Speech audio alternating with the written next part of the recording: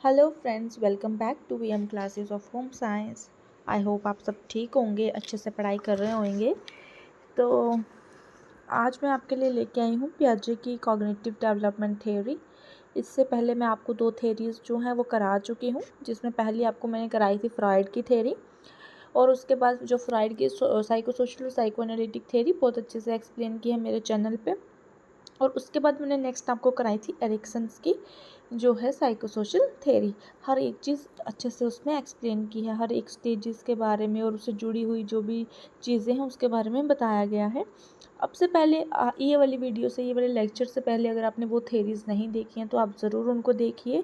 और जो भी बच्चे जो हैं वो प्रिपरेशन कर रहे हैं और वो जो थेरीज़ देख रहे हैं वो बहुत उसको अप्रिशिएट कर रहे हैं। तो चलिए आज हम स्टार्ट करते हैं अपनी फ्रॉइड की थेरी।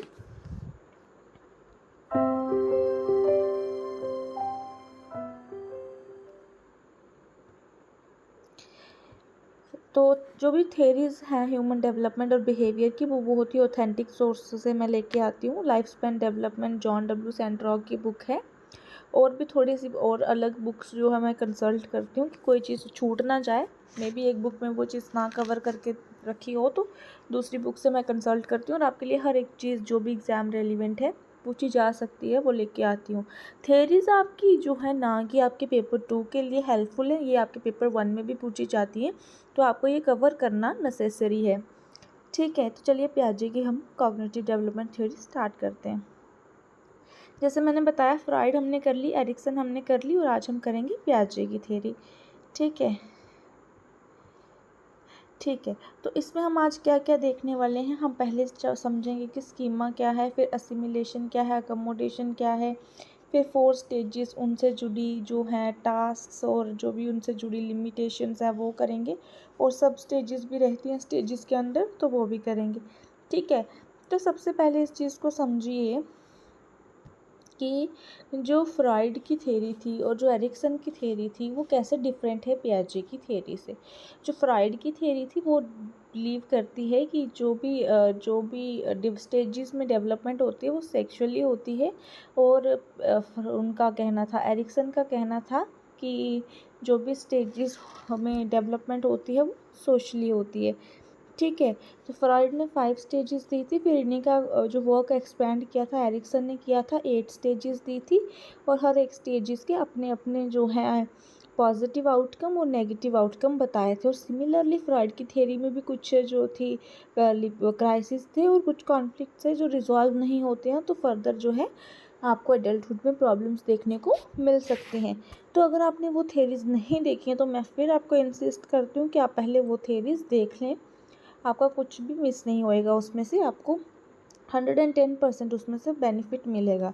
तो पियाजे की जो भी कॉग्निटिव डेवलपमेंट थ्योरी है, ये एक्टिवली जो भी है बच्चों के जो है चिल्ड्रन के लेकर के दी गई है कि जो भी चिल्ड्रन है वो अपनी अंडरस्टैंडिंग कैसे कंस्ट्रक्ट करते हैं, चिल्ड्रन कैसे अपनी थिंकिंग, कैसे अपनी अंडरस्टैंडिंग जो है डेवलप करते हैं, और कैसे इंफॉर्मेशन को जो है अपने अंदर एब्जॉर्ब करते हैं। एक चाइल्ड है, ठीक है, एक चाइल्ड है, वो जब भी ग्रो करता है तो जैसे जैसे वो ग्रो करता है उसको कुछ चीज़ें जो है अंडरस्टैंड करनी होती हैं, वो बहुत सारी चीज़ों के बारे में सोचता है। तो जो भी है उनको कैसे कहा है, जो भी पियाजे ने क्या कहा है, पियाजे ने यही कहा है कि इस वाले में ये कहा है कि जितनी भी अंडरस्टैंडिंग है, ऑल अबाउट अंडरस्टैंडिंग, कैसे बच्चे जो है सोचते हैं, कैसे लर्न करते हैं जैसे वो ग्रो अप करते हैं। ठीक है, तो इसमें यही चीज़ बताई गई है पियाजे की कॉग्निटिव डेवलपमेंट थ्योरी में। ठीक है, फिर से एक बात बताती हूँ, जो भी पियाजे की कॉग्निटिव डेवलपमेंट थ्योरी है ये एक साइकोलॉजिकल थ्योरी है। कौन सी थ्योरी है? साइकोलॉजिकल थ्योरी है, जो क्या कहती है, बच्चे कैसे सोचते हैं, बच्चे जो है सोचते कैसे हैं, थिंकिंग कैसे करते हैं, और बच्चे अंडरस्टैंडिंग कैसे करते हैं जैसे जैसे वो डेवलप होते हैं। डेवलपमेंट के साथ साथ वो कैसे जो है चीज़ों को समझते हैं और अंडरस्टैंड करते हैं। इसी थ्योरी को जो है पियाजे ने कॉग्निटिव डेवलपमेंट थ्योरी कहा है। ठीक है, बच्चे जब छोटे होते हैं तब उनका सोचने का तरीका अलग होता है, और जैसे जैसे वो बड़े होते हैं वो जो भी जैसे जिस जिस स्टेजेस से पार करते हैं वो अपनी जो है सोच और समझ को स्टेजेस में डेवलप करते हैं।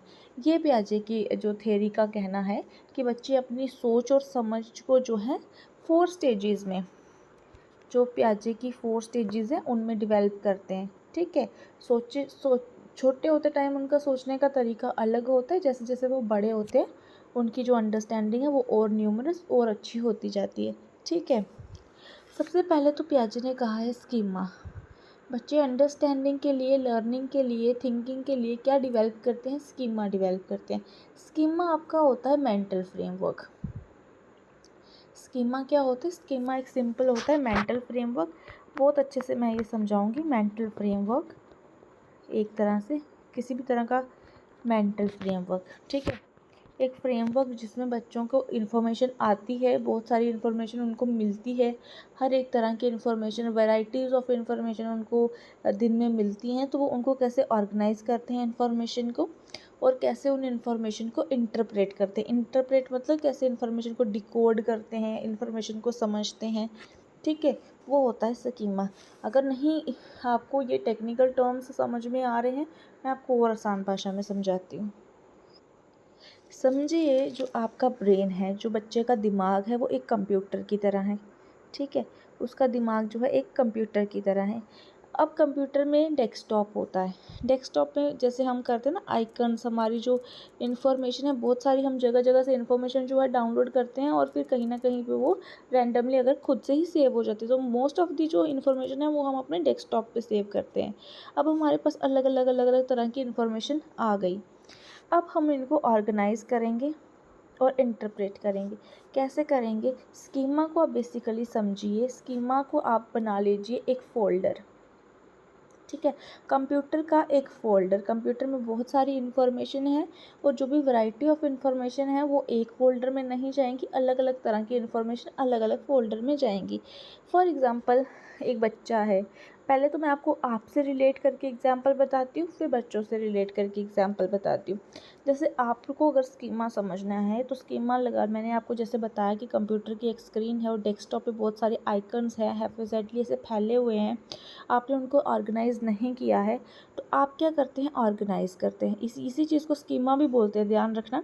स्कीमा क्या होता है? ऑर्गेनाइज करना। जैसे फॉर एग्जांपल आपके डेस्कटॉप पे बहुत सारी इन्फॉर्मेशन पड़ी है, कुछ इन्फॉर्मेशन फिज़िक्स की पड़ी है, कुछ केमिस्ट्री की, कुछ ज्योग्राफी की, कुछ इन्फॉर्मेशन आपके पास जो है वो आपके होम साइंस की पड़ी है, कुछ ह्यूमन डेवलपमेंट की, कुछ इंग्लिश की, मतलब अलग अलग अलग तरह की इन्फॉर्मेशन पड़ी है, और आपको वो ढूंढने में जो है डिफ़िकल्टीज हो रही है। तो आप क्या करेंगे? स्कीमास बनाएंगे, आप ऑर्गेनाइज करेंगे, उस इन्फॉर्मेशन को इंटरप्रेट करेंगे।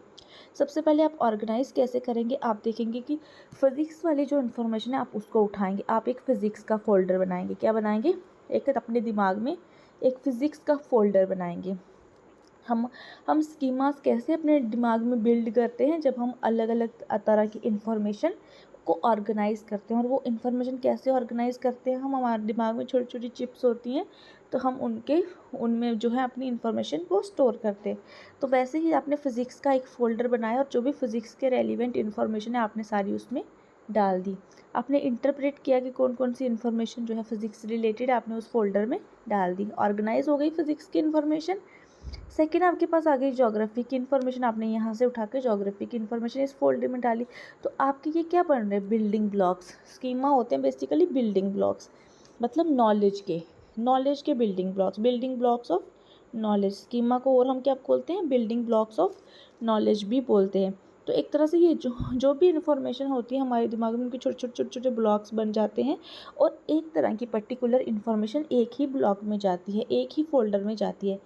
जैसे हमारे पास होम साइंस की इन्फॉर्मेशन आती है, हर दिन हम कुछ ना कुछ नया नया सीखते हैं, तो हम होम साइंस की इन्फॉर्मेशन ज्योग्राफी के फ़ोल्डर में तो नहीं डालेंगे, फिज़िक्स के फ़ोल्डर में तो नहीं डालेंगे, तो हम जो भी इन्फॉर्मेशन है जिससे रेलिवेंट है उसी में ऑर्गेनाइज करते हैं। इंटरप्रिटेशन करने के बाद हमको पता लग जाता है कि ये इन्फॉर्मेशन होम साइंस के, तो हम अपने दिमाग में वो उसी का स्कीमा जो है वो बिल्ड करते हैं।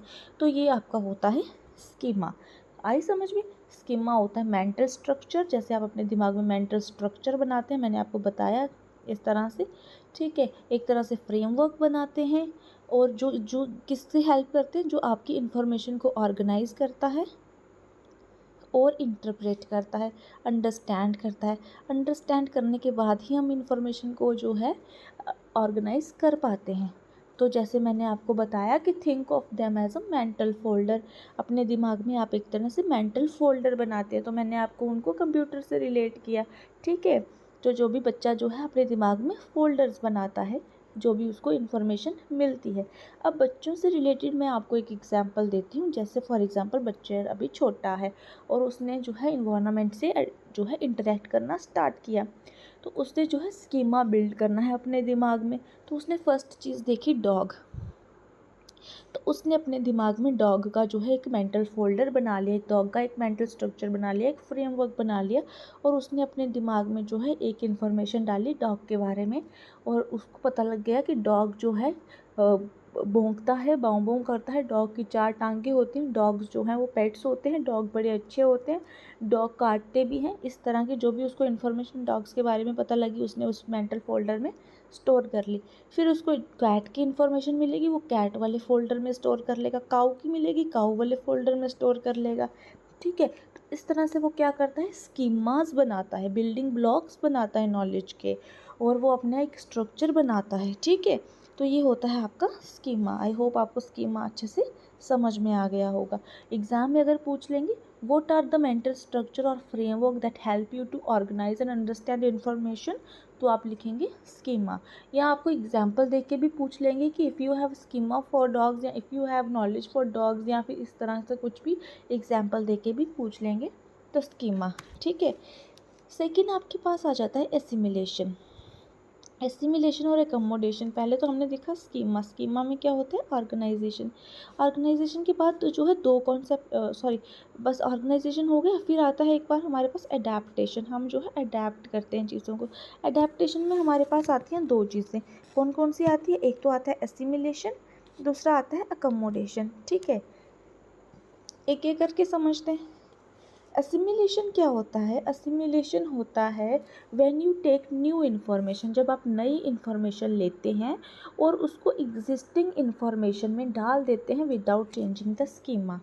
देखो हमने क्या समझाया आपको, हमने बनाया स्कीमा, हमने बिल्डिंग ब्लॉक्स बनाए, डॉग की इन्फॉर्मेशन, कैट की इन्फॉर्मेशन बच्चे ने बनाई, काऊ की इन्फॉर्मेशन बच्चे ने बनाई, और अलग अलग तरह की इन्फॉर्मेशन बच्चे ने बनाई। या मे भी बच्चे ने सिर्फ अभी डॉग की ही इन्फॉर्मेशन बनाई है, क्योंकि बच्चा भी न्यूली इंटरेक्ट है वर्ल्ड के साथ, उसने बाकी की चीज़ें नहीं देखी, ठीक है। डॉग का ही खाली स्कीमा उसने बनाया। तो अगर आपका बच्चा जो है और ज़्यादा कांटेक्ट में आता है आपके इन्वायरमेंट के साथ, तो वो क्या करता है, नई नई इन्फॉर्मेशन जो है ग्रैब करता है। तो एसिमिलेशन आपका क्या होता है, एसिमिलेशन होता है when child take new information, नई इन्फॉर्मेशन उसने ली, न्यू इन्फॉर्मेशन ली और उस इन्फॉर्मेशन को क्या कर दिया, फिट कर दिया ऑलरेडी एग्जिस्टिंग स्कीमा, जो उसके दिमाग में ऑलरेडी स्कीमा एग्जिस्ट है। समझो उसके दिमाग में सिर्फ और सिर्फ डॉग का स्कीमा एग्जिस्ट है और किसी चीज़ का जो है स्कीमा एग्जिस्ट नहीं है, तो वो क्या करेगा, डॉग के स्कीमास में ही इन्फॉर्मेशन डाल देगा। उसको नई इन्फॉर्मेशन मिली कैट्स की, ठीक है।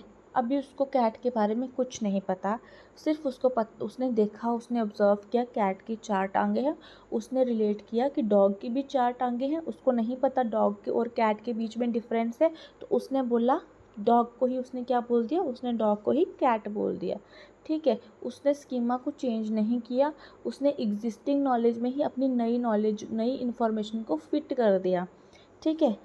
जैसे फिर से समझाती हूँ एक बार, देखो स्कीमा है बच्चे के पास, डॉग का फोल्डर है, ठीक है। उसके पास सिर्फ अभी डॉग के बारे में ही इन्फॉर्मेशन है, उसको न्यू इन्फॉर्मेशन मिली किसके बारे में, कैट के बारे में एक नई इन्फॉर्मेशन मिली।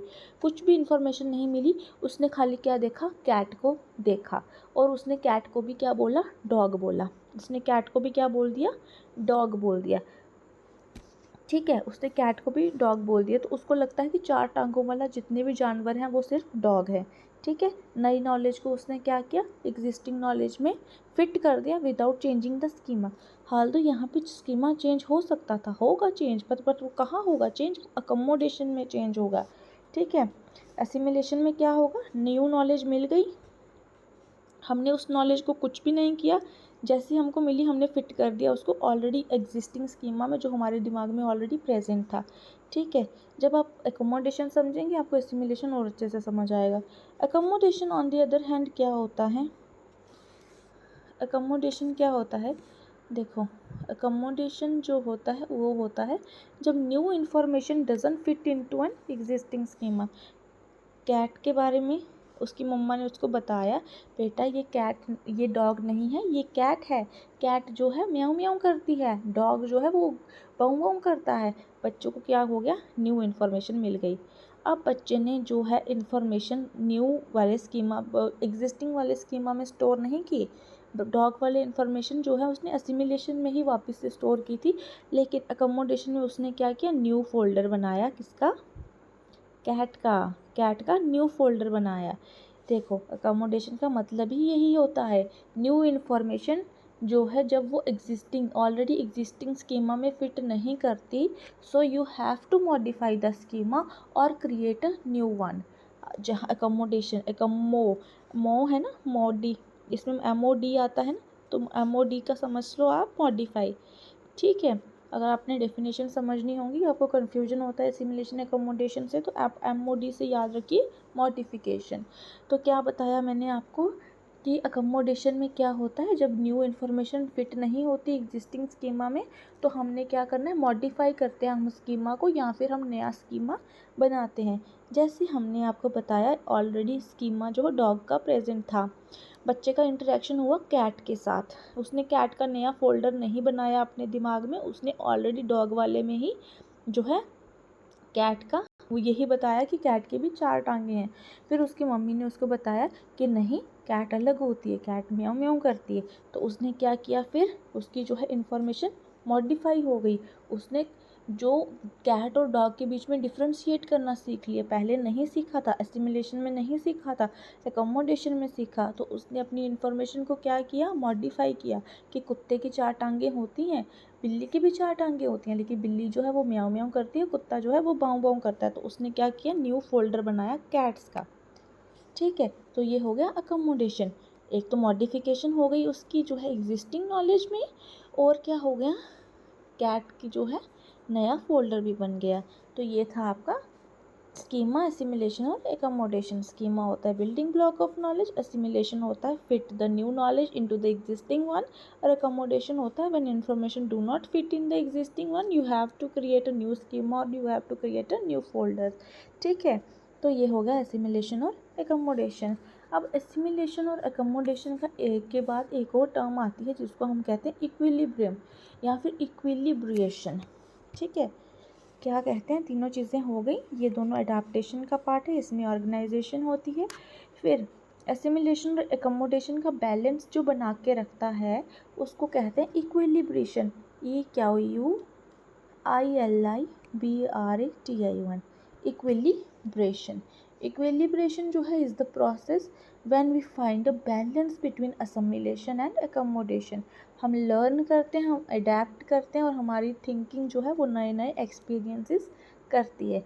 जैसे हमने सीखा कि हमने एनिमल्स के बारे में सीखा, ठीक है, हमने एनिमल्स के बारे में सीखा, हमारे पास पहले बच्चे के पास एक ही जो स्कीमा था कि डॉग के बारे में। आहिस्ता आहिस्ता क्या हुआ, उसको पता चला गया जितने भी 4 लेग्ड एनिमल्स हैं, पहले वो समझता था वो डॉग्स होते हैं, लेकिन आहिस्ता आहिस्ता क्या होगा, उसको पता लग गया एकोमोडेशन के टाइम पे, मॉडिफिकेशन के टाइम पे उसको पता लग गया कि सारे 4 टांगों वाले जो हैं वो कुत्ते नहीं होते, एनिमल्स अलग अलग तरह के होते हैं, cats, horses, cows, camel, goats, हर एक तरह के जो हैं 4 लेग्स एनिमल डिफरेंट होते हैं, हर किसी का बिहेवियर अलग होता है, हर किसी का बोलने का तरीका अलग होता है।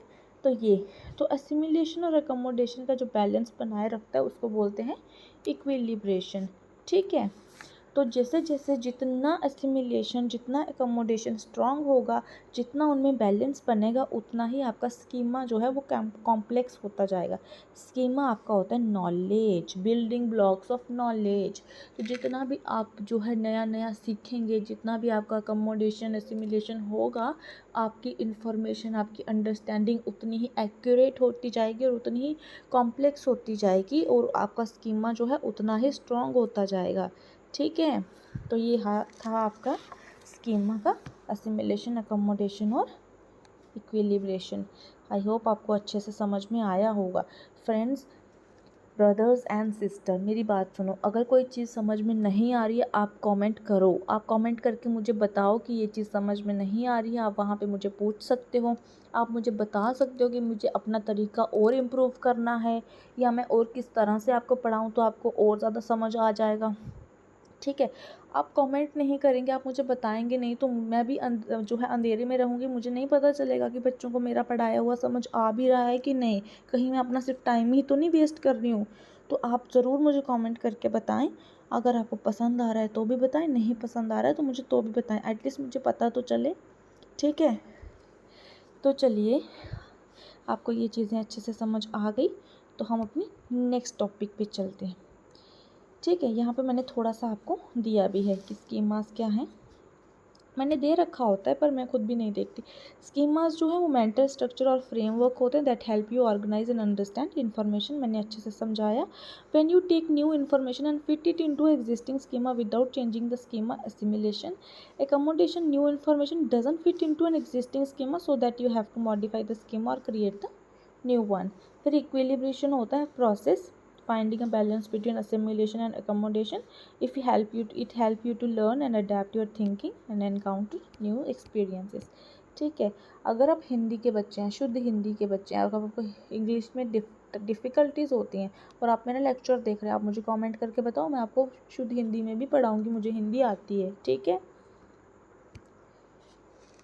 चलिए अब हम चलते हैं अपनी स्टेजेस पे, मैंने कंटेंट दिया। ठीक है, स्टेजेस पे चलते हैं। स्टेजेस कितनी हैं फ्रॉइड की, सॉरी पियाजे की डेवलपमेंट थ्योरी की, कॉग्निटिव डेवलपमेंट थ्योरीज की, पियाजे की कॉग्निटिव डेवलपमेंट थ्योरी की जो स्टेजेस हैं वो 4 स्टेजेस हैं। ठीक है, अब पहले मैं आपको बताती हूँ कि हर एक स्टेजेस में कौन कौन सी चीज़ है जो आपको याद रखनी है।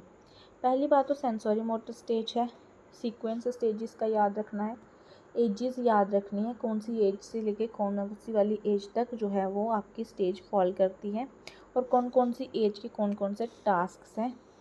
और जो आपकी सेंसरी मोटर स्टेज है उसके फर्दर जो है 6 सब स्टेजेस हैं, वो भी एग्ज़ाम में पूछी गई हैं और भी पूछ सकते हैं। ठीक है, एक एक करके समझते हैं। सबसे पहले आपकी आती है sensory motor stage. Sensory motor stage को जो जीन पियाजे ने जो है बर्थ से लेके 2 ईयर्स तक कहा है। ठीक है, इसमें जो इन्फेंट है वो अपने जो भी दुनिया है, अपनी लर्न वर्ड्स जो भी अपने सीखते हैं वो किससे सीखते हैं, थ्रू 5 सेंसेस एंड एक्शंस। मतलब वो एक्शन करके सीखते हैं और अपनी 5 सेंसेस से सीखते हैं, जिसमें आपका टच आ जाता है, जिसमें स्मेल आ जाता है, सुनने की क्षमता, देखने की क्षमता, फील करने की क्षमता। तो जो भी सेंसरी मोटर, सेंसरी से मतलब ही सेंसेस है, 5 सेंसेस, वहाँ से जो है सारी चीज़ें लर्न करता है। और क्या करता है सेंसरी मोटर में बच्चा, अपनी 5 सेंसेस से लर्न करता है, और इसमें बहुत सारे जो आपके डिफरेंट डिफरेंट टास्क भी रहते हैं। ठीक है, तो बर्थ से लेके ये 2 ईयर तक आते हैं, बिकॉज इसमें मैंने बताया सेंसरी मोटर इसको क्यों कहते हैं, बिकॉज जो चिल्ड्रन है वो उसकी जो थिंकिंग है वो कौन से वाली एरिया से इन्वॉल्व करती है, उसकी 5 सेंसेस से, जिसमें सीइंग आ जाता है, देखना, सुनना, हेयरिंग, मूविंग, टचिंग, टेस्टिंग, मतलब जो भी उसकी सेंसेस हैं वो सारी। तो ये वाली जो स्टेज है ये बायोलॉजिकल टू साइकोलॉजिकल है, पहले ये बायोलॉजिकल होती है, फिर ये बायोलॉजिकल टू साइकोलॉजिकल शिफ्ट होती है। ठीक है, फर्स्ट फ्यू वीक में जो बच्चे का बिहेवियर होता है वो सिंपली जो है रिफ्लेक्स और रिस्पॉन्सेस पे काम करता है। अब इस स्टेजेस से ही एक जो है एग्ज़ाम में क्वेश्चन पूछा जाता है, जो है कि आपके पूछा जाता है रिफ्लेक्सिस पे। नेक्स्ट टाइम मैं लेक्चर जो लाऊंगी वो रिफ्लेक्सिस पे भी लाऊंगी। इस स्टेज में जो फर्स्ट जो भी वीक रहता है, फर्स्ट फ्यू वीक्स, एक ही हफ्ता नहीं, पहले 2-3-4 हफ्ते जो रहते हैं उस पर बच्चा जो है वो किस पे काम करता है, सिंपली अपने रिफ्लेक्स रिस्पॉन्सेस पे काम करता है। ठीक है, जैसे सकिंग, सकिंग सकिंग जो है एक प्रिमिटिव रिस्पॉन्स है। प्रिमिटिव मतलब बच्चे को किसी ने सिखाया नहीं है, बच्चे के पास ऑलरेडी ये है। ठीक है, तो ये भी पूछ सकते हैं एग्ज़ाम में। सकिंग रहता है, स्टेपिंग, फिर ग्रास्पिंग, फिर मोरो रहता है, फिर रूटिंग रिफ्लेक्स रहता है, डिफेंस वाले रहते हैं। इस तरह के बहुत सारे रिफ्लेक्सेस जो हैं वो आपके फर्स्ट फ्यू वीक में रहते हैं।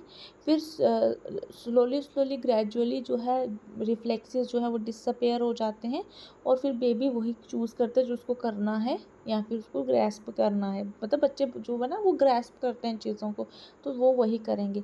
इस पीरियड में एक और चीज़ होती है, ऑब्जेक्ट परमानेंस। ऑब्जेक्ट कोई भी चीज़ जो है वो परमानेंट है। ऑब्जेक्ट का परमानेंस मतलब कोई भी ऑब्जेक्ट है, कोई टॉय है, कोई ह्यूमन बीइंग है, कोई एनिमल है, उनके लिए जो है वो ऑब्जेक्ट जो है वो परमानेंट है। तो ये कौन सी एज में आता है? ये आपकी बर्थ टू 2 ईयर।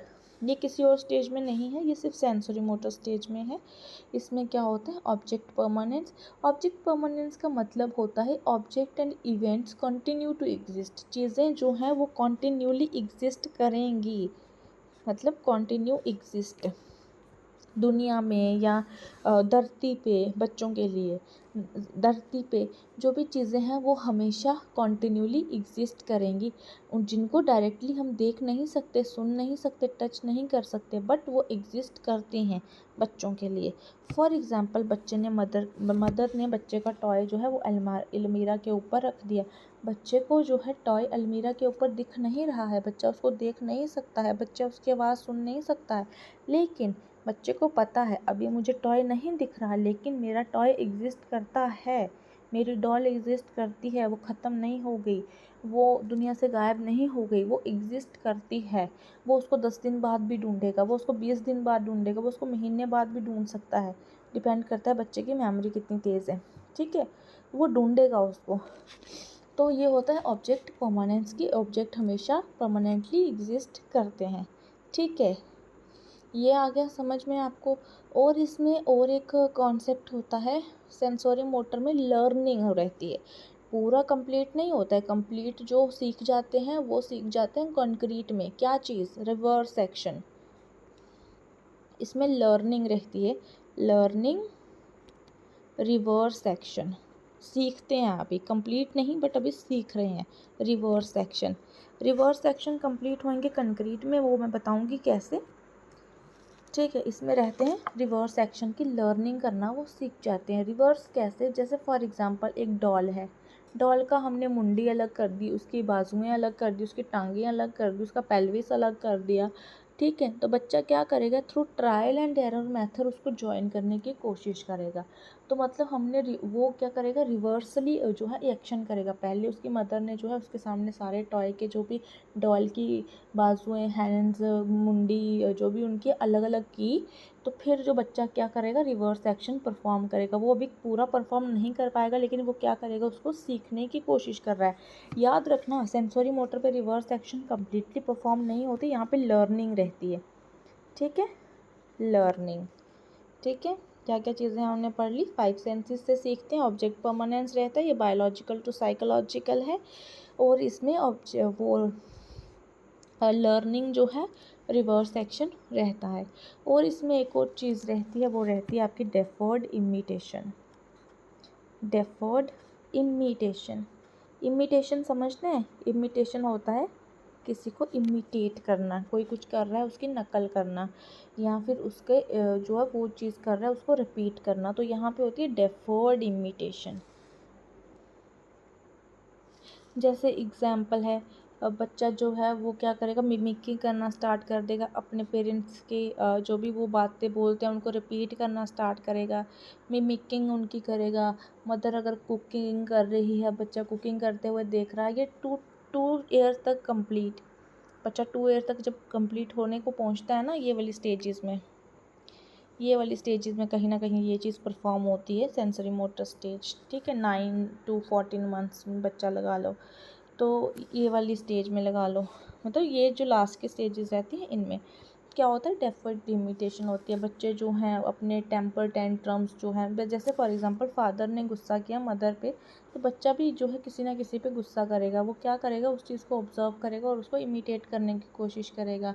जैसे मैंने आपको बताया कि बच्चा जो है अपनी मदर को देख देख के कुकिंग करना स्टार्ट करता है, मतलब ऐसे ओरिजिनली नहीं बट ऐसे पॉट्स और अपने जो है पॉट्स और पैन्स लेके, जो भी उनके डिनर सेट्स आते हैं, जो भी टॉय सेट्स आते हैं ना यूटेंसिल्स वाले, उन पे परफॉर्म करेगा।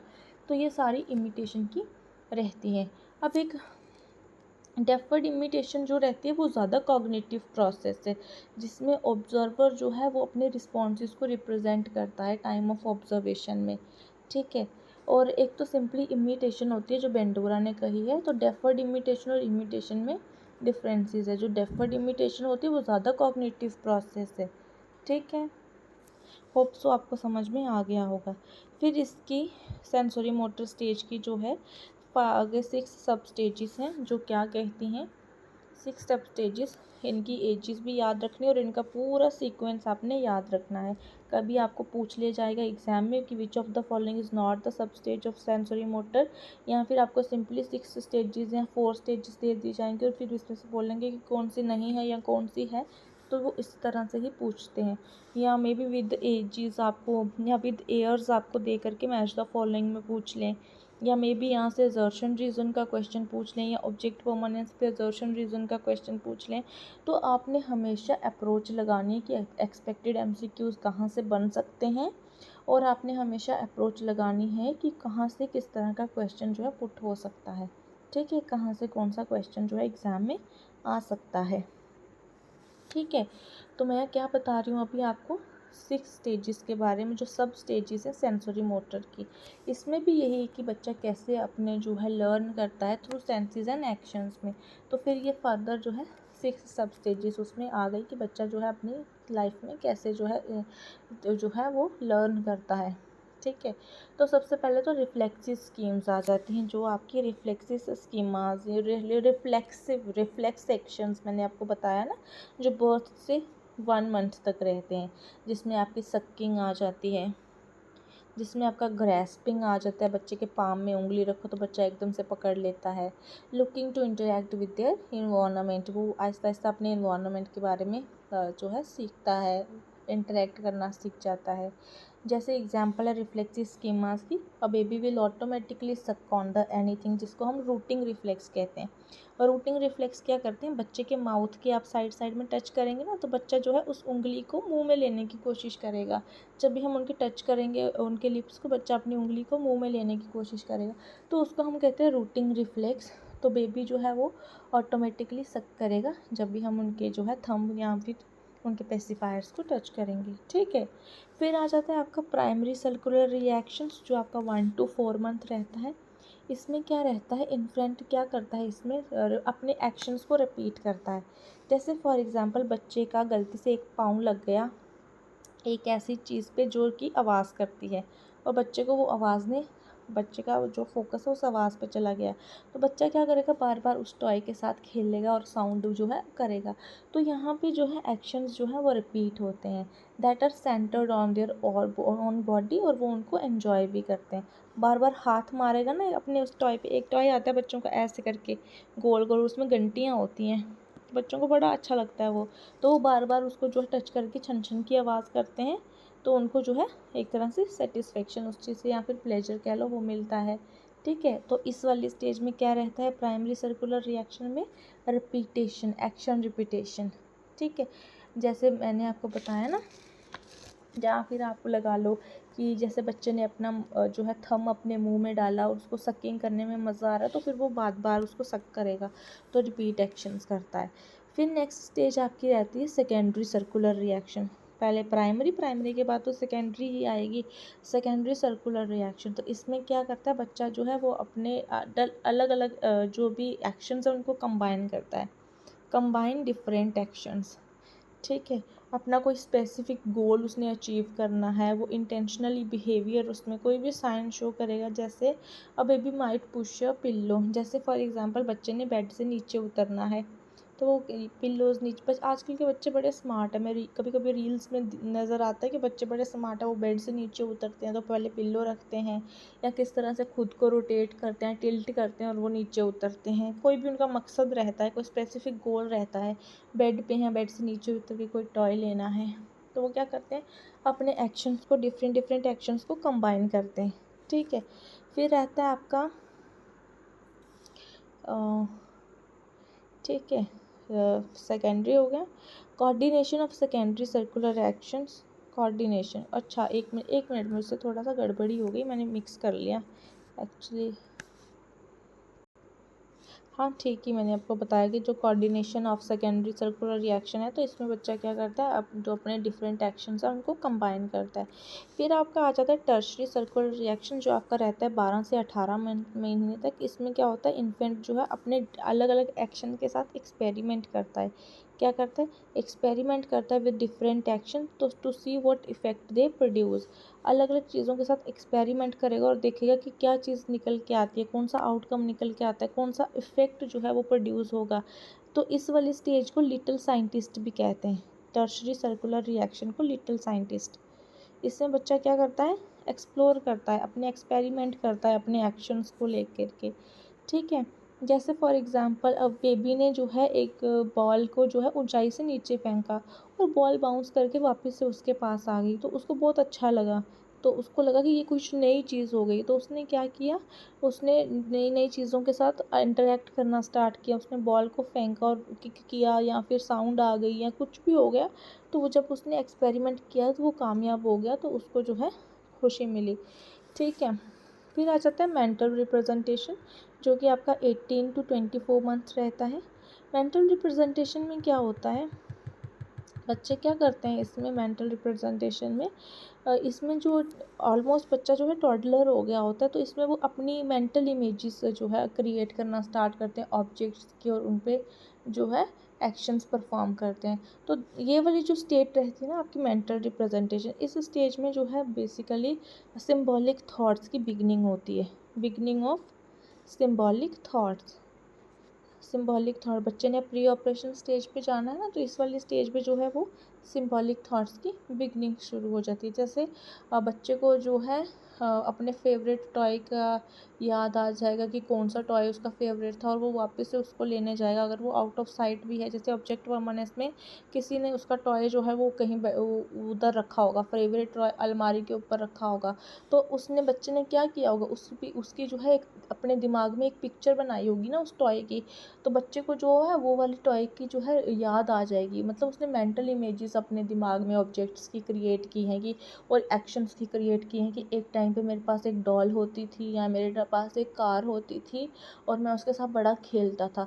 तो उसने उसकी मेंटल रिप्रेजेंटेशन अपने दिमाग में बना ली थी, एक मेंटल जो है इमेज बना ली, एक सिंबॉलिक थॉट उसका बना लिया था। तो उसने क्या किया, उसने वापस से मम्मा को बोला कि मुझे वो वाला टॉय दे दो। उसने उसको टॉय की जो इमेज है उसको रिट्रीव किया अपने दिमाग में वापस, जो एक टाइम पे आउट ऑफ साइट था, और उसने वो उस चीज़ की वापस से डिमांड की। तो ये था मेंटल रिप्रेजेंटेशन। तो ये जितनी भी आपकी 6 सब स्टेजेस हैं, तो ये क्या बताती हैं आपको कि इन्फेंट जो है वो कैसे ग्रेजुअली सिंपल रिफ्लेक्सिव एक्शन से अपने कॉम्प्लेक्स रिफ्लेक्स एक्शंस जो है वो डिवेल्प करता है। क्या बताती हैं 6 स्टेजेस आपको, कि इंडिविजुअल मतलब इन्फेंट जो है वो कैसे ग्रेजुअली मतलब स्लोली स्लोली जो है सिंपल रिफ्लेक्सिव से रिफ्लेक्सिव एक्शन से मोर कॉम्प्लेक्स रिफ्लेक्सिव एक्शंस पे जाता है। उसकी जो भी एक्टिविटीज़ रहती हैं वो गोल डायरेक्टेड रहती हैं, उसका हर एक का कोई मकसद होता है, गोल डायरेक्टेड रहती हैं, और बिगनिंग में उसकी जो है सिंबॉलिक थॉट की हो जाती है। ठीक है। डेफर्ड इमिटेशन जो है कहीं ना कहीं लास्ट के स्टेजेस में होती है। एक तरह का आपको क्वेश्चन पूछा गया था कि जो बच्चे की जो सेंसरी मोटर होती है स्टेज होती है, या फिर रिफ्लेक्सिव स्कीमा होते हैं, बच्चे में सोशल स्माइल आती है, बच्चे में ये आता है वो आता है, और डेफर्ड इमिटेशन पूछा था, तो उसका डेफर्ड इमिटेशन आंसर नहीं था, बट कहीं ना कहीं जो सेंसरी मोटर स्टेज में डेफर्ड इमिटेशन आता है। ठीक है। फिर हम बात करते हैं अब हम बात करते हैं प्री ऑपरेशनल स्टेज की। ठीक है। ये समझ लिया आपने, अच्छे से समझ लिया। कोई चीज़ नहीं समझ आती है खुद भी गूगल कीजिए, खुद भी समझने की कोशिश कीजिए, और अगर फिर भी नहीं समझ में आता है तो कमेंट करके मुझे पूछिए, मैं और अच्छे से समझाऊंगी। ठीक है। चलिए नेक्स्ट वाला, pre operational stage. Pre operational stage जो होती है वो आपकी होती है 2 से 7 साल। कितनी होती है, 2 से 7। पियाजे की जो सेकंड इंटेलेक्चुअल डेवलपमेंट मतलब कॉग्निटिव डेवलपमेंट की स्टेज है वो आपकी प्री ऑपरेशनल स्टेज जो रहती है आपकी 2 से 7 साल के स्टेज में, जो कि आपकी 2 स्टेजेस में रहती है, सिंबॉलिक फंक्शन स्टेज और इंट्यूटिव थॉट स्टेज। बाद में समझाऊंगी ये क्या है, पहले समझते हैं प्री ऑपरेशनल स्टेज क्या है। प्री ऑपरेशनल स्टेज में क्या होता है, सिंबॉलिक थॉट्स होते हैं। मैंने आपको बताया ना, बिगिनिंग इनकी लास्ट के स्टेज में हो जाती है मेंटल रिप्रेजेंटेशन में ही, लेकिन इस स्टेज में पूरे जो है क्या रहते हैं, सिंबॉलिक थॉट्स। इस वाली स्टेज में सिंबॉलिक के थॉट्स के साथ साथ बहुत सारी चीज़ें रहती हैं, semantic function, egocentrism, centration, lack of conservation, animism, seriation. ये क्या चीज़ें होती हैं मैं समझाऊंगी आपको एक एक करके। पहले बताती हूँ प्री ऑपरेशनल स्टेज है क्या। प्री ऑपरेशनल स्टेज वो स्टेज है जहाँ पे चाइल्ड जो है किसी भी तरह का ऑपरेशन नहीं परफॉर्म कर सकता। ऑपरेशन से फ्रॉइड ऑपरेशन से पियाजे का मतलब है किसी तरह की वो एक्टिविटी जिसमें लॉजिक यूज़ होता है, ठीक है, वो बच्चा परफॉर्म नहीं कर पाएगा। फॉर एग्ज़ाम्पल 2 चीज़ें ले लो, जैसे फॉर एग्ज़ाम्पल हमने सिमिलर 2 क्ले ले ली, सिमिलर हैं दोनों क्लेज, दोनों का जो क्वांटिटी सेम है। हम बच्चे को एक स्टेज पे ये दिखाएंगे, ठीक है, बच्चा बोलेगा ये दोनों सेम है, ठीक है।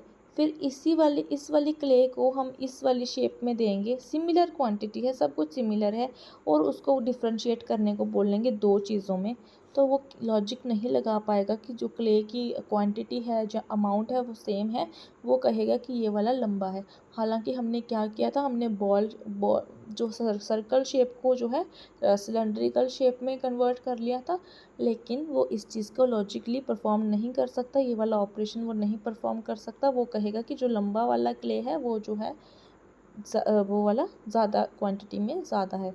जैसे फॉर एग्ज़ाम्पल हमने ले लिया ग्लास, एक हमने इस तरह का ग्लास ले लिया और दूसरा हमने इस तरह का कंटेनर ले लिया, ठीक है। हम क्या करेंगे, हम दोनों में इक्वल अमाउंट ऑफ वाटर डालेंगे, इक्वल अमाउंट ऑफ वाटर। एक गिलास हमने इसमें भी भर के डाला या एक गिलास इसमें भी डाला।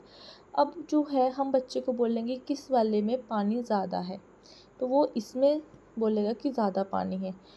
वो ये चीज़ नहीं जो है वो लॉजिक लगा पाएगा कि ये चीज़, ये जो शेप है इसमें पानी है, तो इसकी जो शेप डिफरेंट है, इसकी शेप डिफरेंट है, पानी दोनों में सेम है, वो ये वाला लॉजिक नहीं लगा पाएगा।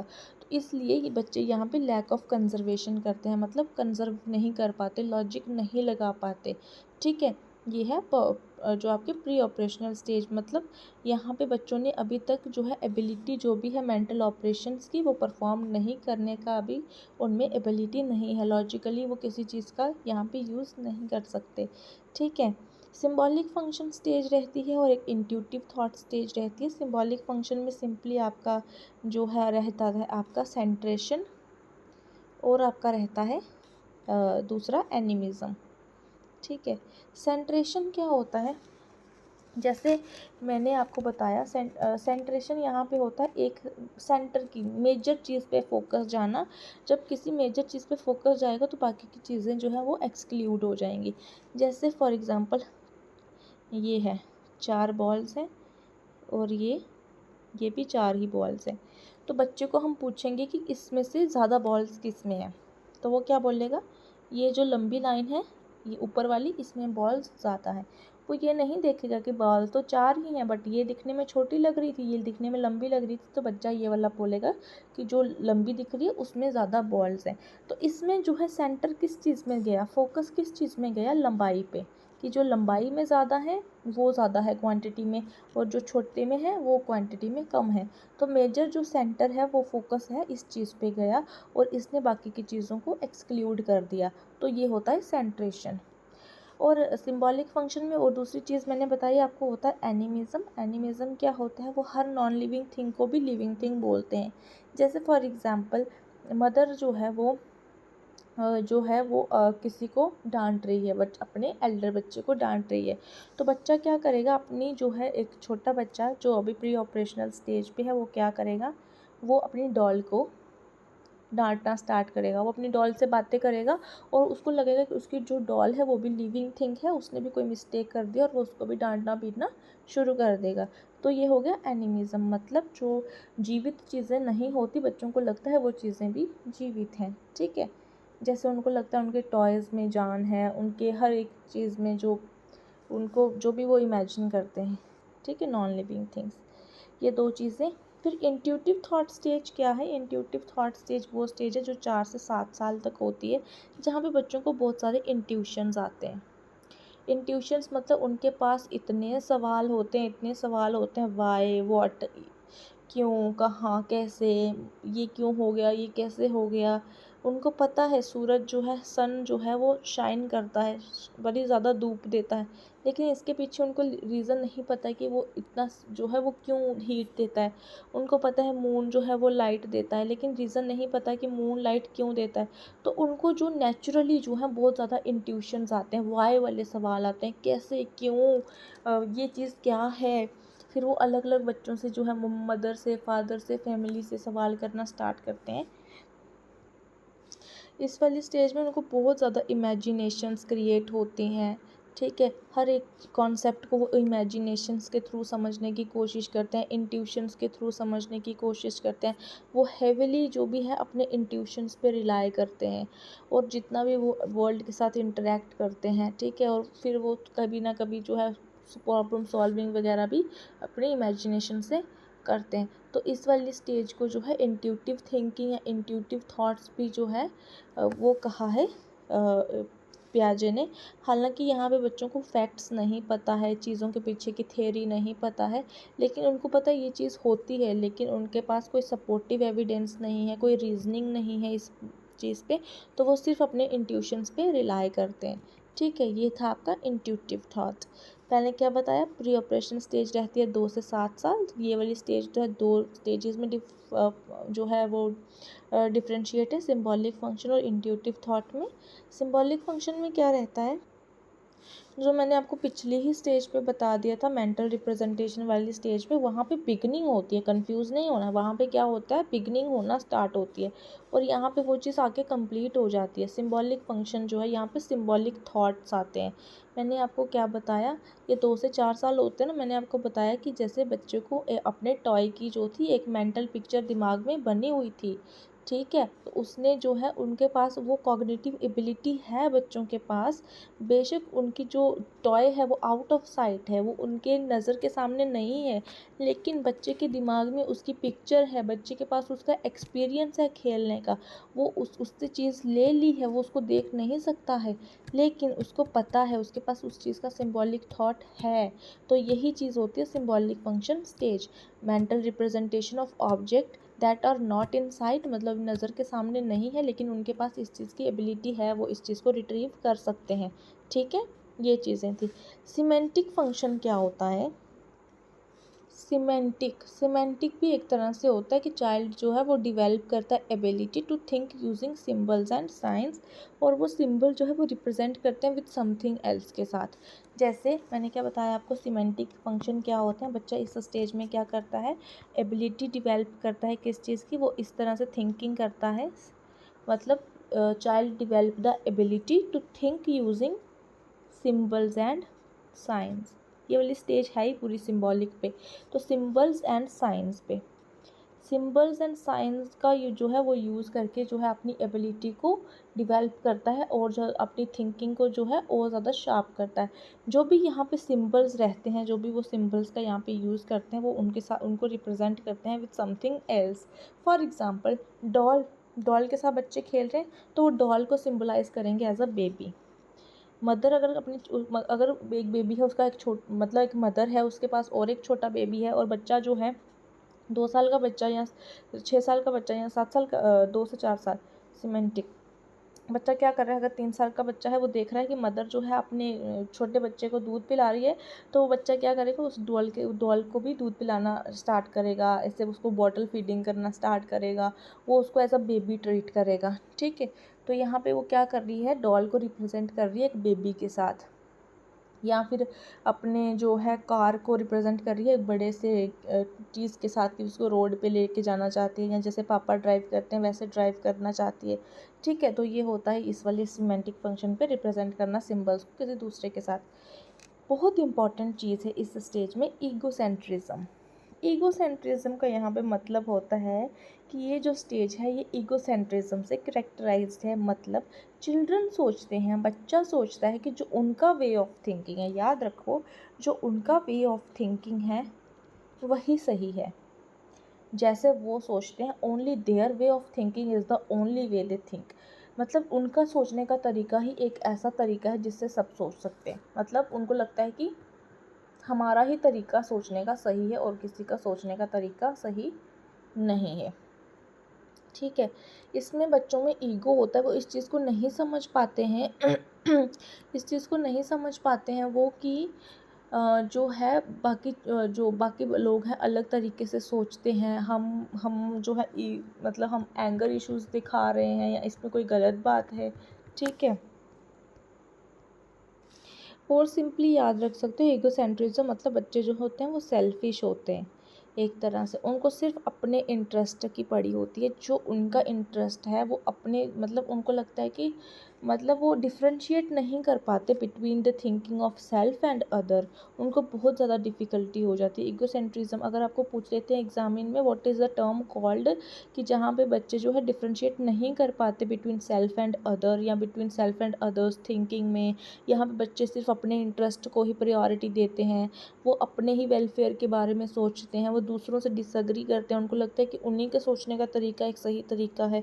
तो इस तरह से एग्जांपल्स देख के भी पूछ लेंगे, या तो पूछ लेंगे ये कौन सी स्टेज का पार्ट है, या पूछ लेंगे कि किस चीज़ को बोलते क्या हैं। ठीक है, मैंने आपको समझाया।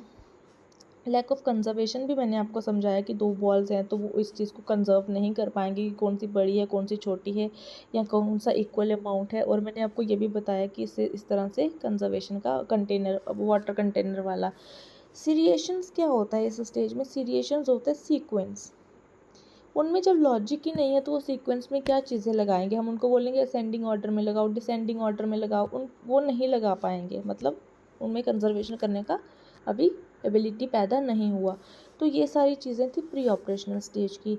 एक बार और अच्छे से समझाती हूँ। प्री ऑपरेशनल स्टेज में जो क्या रहता है, प्री ऑपरेशनल स्टेज 2 से 7 साल रहती है, जहाँ पे बच्चे ऑपरेशंस परफॉर्म नहीं कर पाते, लॉजिकल रूल्स जो हैं वो नहीं लगा पाते, और जो भी उनकी थिंकिंग है वो उनमें जो है लॉजिकली थिंकिंग नहीं कर पाते। वो वही वही सोचते हैं जो चीज़ें जैसे दिखती हैं। जैसे मैंने आपको बताया, दो बॉल्स सिमिलर चीज़ है, सिमिलर क्वांटिटी है दो क्ले की, और उसी क्ले को हमने सिलेंड्रिकल शेप दे दी। वो नहीं बता पाएंगे लंबा छोटा, वो सिर्फ वही चीज़ बताएंगे जो उनको दिख रही है। तो इसमें क्या, इसका क्या कीवर्ड भी हो सकता है? सो thinking is influenced by how things look. चीज़ें कैसे दिखती हैं, उनको कैसे दिख रही हैं, उस पर लॉजिकली वो परफॉर्म नहीं कर पाते। ठीक है, मैंने आपको वो अगर टॉल शॉर्ट का कॉन्सेप्ट नहीं दे पाएंगे, वो आपको शॉर्ट और वाइड का कॉन्सेप्ट नहीं बता पाएंगे, वो आपको हाइट का कॉन्सेप्ट या फिर 3D 2D का डायमेंशंस का कॉन्सेप्ट नहीं बता पाएंगे। और मैंने यहाँ पे आपको बताया सिंबॉलिक फंक्शंस रहते हैं और इंट्यूटिव थॉट्स रहते हैं, और सिमेंटिक फंक्शंस का भी बताया जहाँ पे वो सिंबल्स के जो है थ्रू रिप्रेजेंट करते हैं दूसरी चीज़ें। ईगोसेंट्रिज्म भी बताया कि जो चाइल्ड होता है वो ईगोसेंट्रिक रहता है, उसको लगता है he assume that other people see the world as he does. उनको लगता है जैसे वो दुनिया को देखते हैं बाकी लोग भी वैसे ही दुनिया को देखते हैं। ठीक है, इस पर एक बड़ी कॉमन स्टडी हुई थी, 3 माउंटेन स्टडी। फ्रॉइड पियाजे ने अपने बच्चों पे की थी 3 माउंटेन स्टडी। ये भी पूछ सकते हैं एग्जाम में, 3 mountain study was conducted by home, तो वो किया था पियाजे ने। ठीक है, फिर प्री ऑपरेशन स्टेज में ईगोसेंट्रिज्म रहता है, चाइल्ड जो है फिर आहिस्ता आहिस्ता वो हर चीज़ें डिक्लाइन होना, फिर ईगोसेंट्रिज्म डिक्लाइन होना भी इसी स्टेज में स्टार्ट हो जाता है।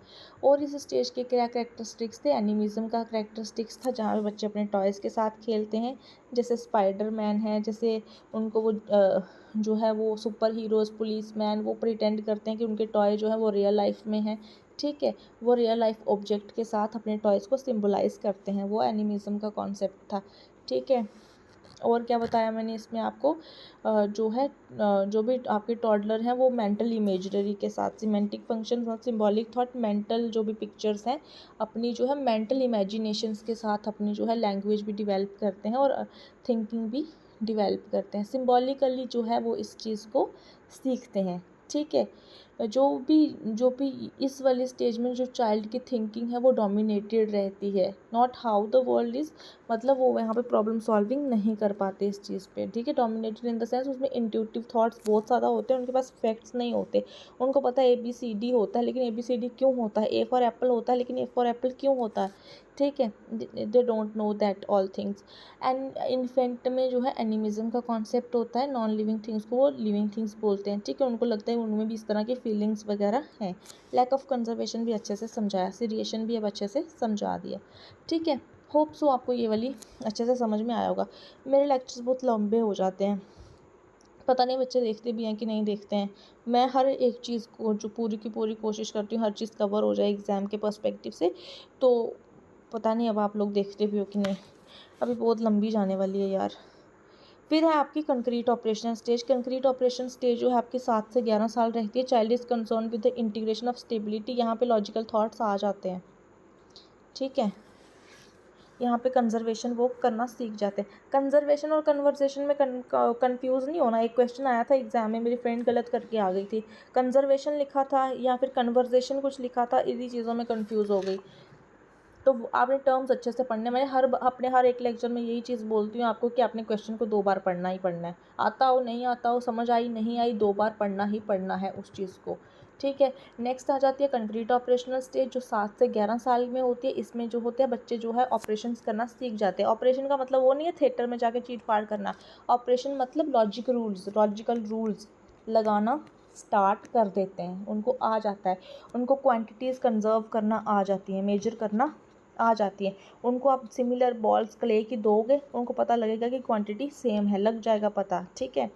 वो करना सीख जाएंगे, ठीक है। और उनमें डिसेंटरिंग होगा, डिसेंटरिंग, हर एक चीज़ पे नज़र मारेंगे।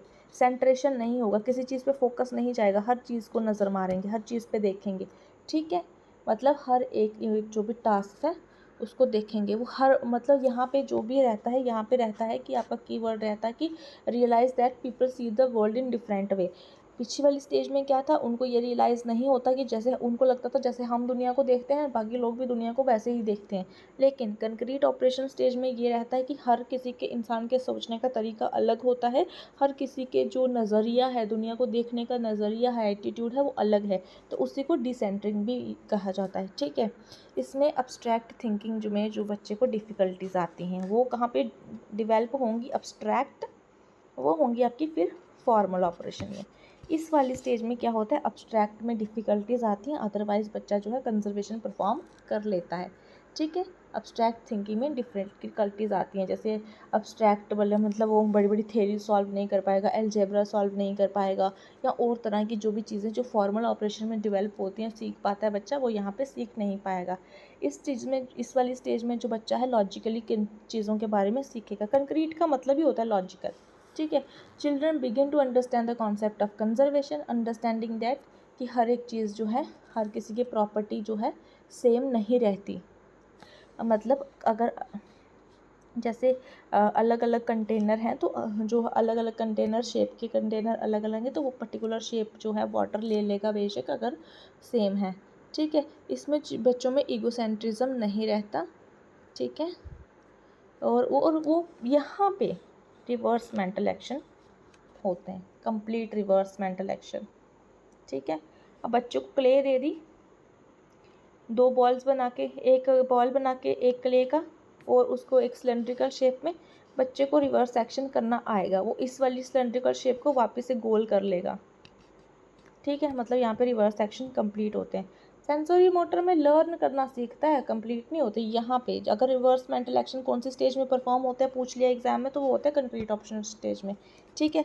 आगे कंक्रीट ऑप्शन स्टेज, फिर आ जाती है आपकी formal operation stage. Formal operation stage में क्या रहता है, ये रहती है आपकी 11 ऑनवर्ड्स, 11 साल की उम्र के बाद आपको जो है फॉर्मल ऑपरेशन स्टेज रहती है।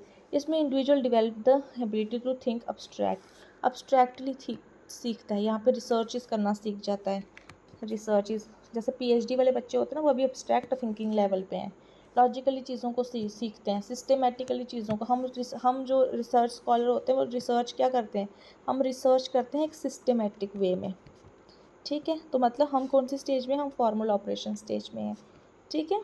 तो यहाँ पे लॉजिकली, सिस्टमेटिकली, अब्स्ट्रैक्ट तरीके से बच्चा जो है वो करना सीख जाता है। इसमें हाइपोथेटिकल डिडक्टिव रीजनिंग होती है। क्या होती है? Hypothetical deductive reasoning. हाइपोथेटिकल आप हाइपोथेसिस समझते हो, गेस बेस्ड पे जो है हम कर पाते हैं, डिड्यूस कर पाते हैं। इसमें एक कॉन्सेप्ट और रहता है, जैसे मैंने आपको बोला ना, hypothetic deductive reasoning. Inductive reasoning रहता है, जो रहती है आपकी जनरल टू एक मिनट। इंडक्टिव रीजनिंग ये आपके पेपर 1 का भी पार्ट है। इंडक्टिव रीजनिंग जो आपकी रहती है स्पेसिफिक टू जर्नल, आप किसी स्पेसिफिक चीज़ से जर्नल में जा रहते हैं। फिर आपकी रहती है एक डिडक्टिव रीजनिंग, जो आपकी रहती है जर्नल टू स्पेसिफिक। ठीक है, ऊपर से नीचे तक जर्नल टू स्पेसिफिक, और ये आपकी रहती है। एक रहती है आपकी ट्रांस डिडक्टिव। कौन सी? Transductive. ये कॉन्सेप्ट आपने कहीं नहीं पढ़ा होगा, transductive. Transductive reasoning में क्या होता है? Failure in understanding cause and effect relationship. Cause and effect relationship जो रहते हैं, इसमें बच्चा जो है फेल हो जाता है अंडरस्टैंड करने में कि किस चीज़ का कॉज ने क्या इफ़ेक्ट किया या किस इफ़ेक्ट का क्या कॉज हो गया। ठीक है, तो वो क्या रीज़न देना स्टार्ट करेगा चिल्ड्रन जो है स्पेसिफिक टू स्पेसिफिक, ये फिर एक स्पेसिफिक टू स्पेसिफिक रहती है। ठीक है, वो रिलेशनशिप जो है जो है रिलेट नहीं कर पाएगा। तो इस चीज़ को आप खुद गूगल करके पढ़िएगा, अच्छे से मैं बताऊंगी तो बहुत लेक्चर लंबा हो जाएगा। फिर रहता है प्रीपोजिशनल थॉट। प्रीपोजिशनल थॉट क्या रहते हैं? प्रीपोजिशनल थॉट होता है बच्चों का कि लॉजिक जो है वो परफॉर्म करेगा तो उनको लगेगा सही चीज़ है। फॉर एग्ज़ाम्पल, बच्चे हमको पता है कि birds can fly, birds can fly, all birds can fly, सारे बर्ड्स जो हैं वो उड़ते हैं। Penguin can fly also. ठीक है, पेंगुइन भी एक बर्ड है। तो यहाँ पे प्रीपोजिशनल थॉट है जो है फॉर्मल ऑपरेशनल स्टेज में, तो ये है कि लॉजिक फॉलो करना चाहिए।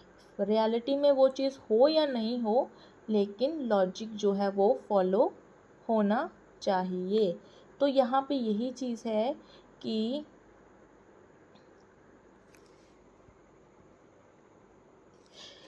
if all birds can fly, penguin is a bird, then a penguin can fly। तो ये लॉजिकली स्टेटमेंट जो है वो ट्रू है, लेकिन फैक्चुअली जो है वो इनकरेक्ट है। लेकिन बच्चे जो फॉर्मल ऑपरेशन स्टेज में इस चीज़ को अंडरस्टैंड नहीं कर पाएंगे। ठीक है, यहाँ पे मैंने क्या बताया? प्रोपोजिशनल थॉट कौन से थॉट हैं फॉर्मल ऑपरेशन स्टेज में? जहाँ पे बच्चे जो है सिर्फ लॉजिक को इवेल्युएट करते हैं, जो भी स्टेटमेंट है उसको इवेल्युएट करते हैं। ठीक है, तो इसमें क्या है, वो रियल वर्ल्ड सर्कमस्टांसिस को बिल्कुल भी रेफ़र नहीं करते यहाँ पे। जैसे मैंने आपको बताया कि वो क्या करते हैं, और वो स्टेटमेंट को लॉजिकली परफॉर्म करते हैं। वो स्टेटमेंट लॉजिकली ट्रू होनी चाहिए बेशक, अगर वो रियलिटी में ये चीज़ एग्जिस्ट करती है कि नहीं करती। और if all birds can fly, सारे बर्ड्स उड़ सकते हैं, पेंगुइन बर्ड है तो पेंगुइन भी उड़ सकता है। रियलिटी में पेंगुइन नहीं उड़ता। फैक्चुअली ये चीज़ इनकरेक्ट है, लेकिन फॉर्मल ऑपरेशन वाला जो बच्चा है वो इस चीज़ पे डिस्टिंक्शन नहीं कर पाएगा। Systematic problem solving. Systematic problem solving मतलब एक स्ट्रक्चर्ड वे में, स्ट्रक्चर्ड तरीके से बच्चा जो है इधर एबिलिटी परफॉर्म करता है, वो प्रॉब्लम को एक तरह से स्ट्रक्चरली सब्जेक्ट जो भी है आइडेंटिफाई कर पाता है। जैसे जो है क्या कर सकता है, वेरिएबल्स आइडेंटिफाई करेगा, एक्सपेरिमेंट कंडक्ट करेगा, एक टाइम पे कॉज एंड इफेक्ट उनमें देखेगा। ठीक है, तो ये रहता है। अब्स्ट्रैक्ट थिंकिंग मैंने आपको बताई, यहाँ पे अब्स्ट्रैक्ट थिंकिंग जो है डेवलप हो जाती है। एडल्सेंट या फिर एडल्ट इस स्टेज पे सोच पाते हैं आइडियाज़ जो फिज़िकली प्रेजेंट नहीं होते, लेकिन उनके बारे में भी सोच सकते हैं। ठीक है, यहाँ पे वो हाइपोथेटिकल सिचुएशंस को भी कंसीडर करते हैं, एब्स्ट्रैक्ट कॉन्सेप्ट बनाते हैं, लाइक जस्टिस के ऊपर। ठीक है, प्यार के ऊपर उनके कॉन्सेप्ट हैं, फ्रीडम को लेके बच्चों के कॉन्सेप्ट हैं। फ्रीडम, लव, जस्टिस, इनजस्टिस, ये सारी चीज़ें जो है एग्जिस्ट, मतलब फिज़िकली एग्जिस्ट नहीं करती, लेकिन बच्चों के पास इनका अब्स्ट्रैक्ट कॉन्सेप्ट है। अब्स्ट्रैक्ट मतलब वो चीज़ें जो माइंड में हैं। ठीक है, मतलब अब्स्ट्रैक्ट चीज़ें जो फिज़िकली प्रेजेंट नहीं होती, लेकिन हमारे पास उनकी थिंकिंग रहती है। ठीक है, हाइपोथेटिकल डिडक्टिव यही है कि बच्चे जो है हाइपोथेसिस जनरेट करते हैं और फिर सिस्टमेटिकली उनको टेस्ट भी करते हैं, फिर उनके कंक्लूजन्स भी देखते हैं, जैसे हम अपनी रिसर्चेज में अपनी थीसिस में करते हैं। ठीक है, तो ये थी आपकी आज की थ्योरी। लेक्चर मेरा थ्योरी वाला 1 घंटे तो पहुंच ही जाता है, तो कहीं ना कहीं मैं सोचती हूँ कि कोई चीज़ मिस ना हो। अगर बच्चे एग्ज़ाम में पूछ भी लेते हैं कोई चीज़ तो बच्चों की छूटे ना। अपने लेवल पे भी थोड़ा पढ़ो। मैंने अगर मैं इस वाली थ्योरी पे लेक्चर देने आऊँ ना तो 2 घंटे लग जाएं। इसमें अभी बहुत सारे कॉन्सेप्ट जो मेरे छूट गए, ठीक है, जो मैं अभी नहीं करा पाई, और वो एग्ज़ाम में पूछते हैं, जैसे नेचर नर्चर का पूछते हैं, है ना। एक बड़ा इंपॉर्टेंट सा कॉन्सेप्ट है नेचर वर्सेस नर्चर। ठीक है, तो नेचर नर्चर और एक पूछते हैं, फिर आपको पूछते हैं क्या, बड़े सारी चीज़ें पूछते हैं, अभी मुझे याद भी नहीं आ रहा और मैंने इस थ्योरी में कवर भी नहीं करी। अगर कहीं फर्दर आपको क्वेश्चन अगर एग्ज़ाम में या मुझे PYQ में मिल गया तो मैं आपको बताऊंगी। ठीक है, आई होप आपको मेरा लेक्चर अच्छे से समझ में आया होगा। तो यार चैनल को सब्सक्राइब करो। व्यूज़ तो जाते हैं लेकिन सब्सक्राइब नहीं करते बच्चे। बेनिफिट हो रहा है तो सब्सक्राइब करो और शेयर भी करो। मैं फिर मोटिवेट हो जाऊंगी, मैं बाकी थ्योरीज भी कराऊंगी और लेक्चर भी लेके आऊँगी। इससे मोटिवेशन मिलती है, फिर मतलब ऐसे ढीला भी नहीं पड़ता इंसान कि हाँ मैं लेक्चर अभी अपलोड करूँ क्या नहीं करूँ। तो पढ़ाने का तरीका पसंद आ रहा है तो ज़रूर लाइक करो, सब्सक्राइब भी करो। ओके बच्चों, bye bye, thank you so much, take care, bye bye.